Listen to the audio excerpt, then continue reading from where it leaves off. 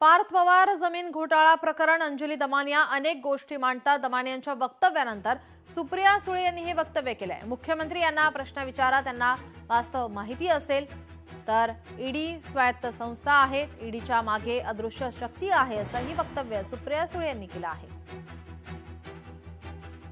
लोकशाहीत प्रत्येकाला काय काय बोलायचं तो त्यांचा अधिकार आहे आणि मला असं वाटतं हे सगळे जे प्रश्न किंवा असे आहेत हे तुम्ही माननीय मुख्यमंत्र्यांना विचारले पाहिजेत। अंजलीताई या एक ऍक्टिव्हिस्ट आहेत, त्या अभ्यासपूर्वक आरोप वगैरे करत असतात आणि त्या कोर्टात वगैरे जातात, तो त्यांना अधिकार संविधानाने दिलेला आहे। हा पहिला भाग। ईडी बद्दल ती एक स्वायत्त संस्था अनेक वर्ष राहिलेली आहे, पण मी अनेक वेळा ह्याच्यावर बोललेले की एक अदृश्य शक्ती त्याच्या मागे आहे आणि अनेक वेळा कोर्टातून हा आरोप मी करत नाहीये, प्लीज आय रिपीट मायसेल्फ, की ईडीवर कोर्टाने ताशेरे ओढलेत। मी नाही म्हणते, हे वर्तमानपत्रात आलेली बातमी आहे की ईडीवर कोर्टाने ताशेरे ओढलेत की काही लोकांवर तुम्ही आरोप केले पण त्याच्यात काहीही तथ्य नाही, किंवा ईडीनेही सांगितलंय की हो आम्ही यांची इन्क्वायरी लावली आणि त्याच्यात काहीच तथ्य सापडलं नाही आणि त्याच्यावर कोर्टाने ताशेरे ओढलेले।